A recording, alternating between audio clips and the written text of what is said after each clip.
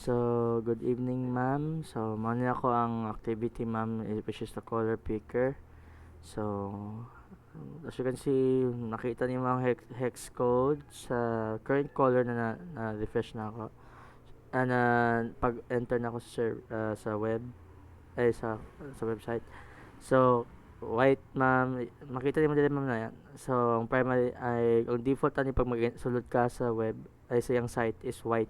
So, pili kag color, like, example, ito ni, let's just say red ta. Kung red, nga magawas ay ang hex. Kung blue, ani, blue na ta. Kung blue, inani, ang green is, ani, kita na siya, kung indicate. Tapos, let's just say, kung mag-change ko color og to, ana,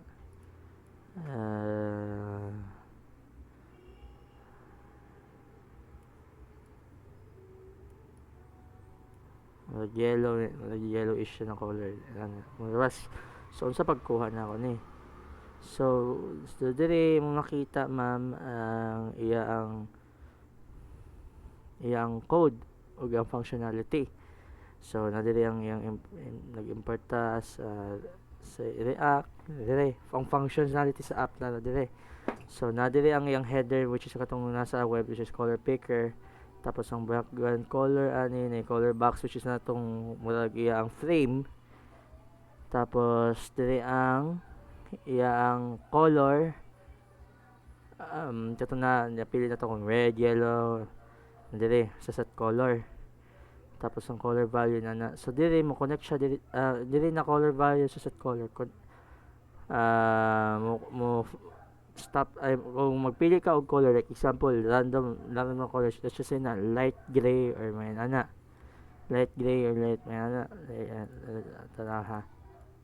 So light mga ani na ka light gray, so nani D9 D9. So nag-set up na siya sa yung frame. So makita mo dire katong nang hexadecimal below sa atong na tumurag box na atong i-click siya para ma-select na dire na iya ang default na color pag mag-join ay mag-refresh. So yun ni refresh ta ara.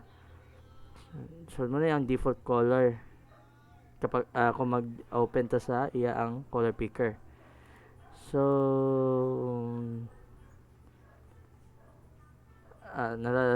so mao na siya, ma'am. Sa whole na code mao na yung naa sa web. So nadiri ang hex, yung title, yung header, yung background color, yung color pag set sa color. So walang, ma'am. That's all.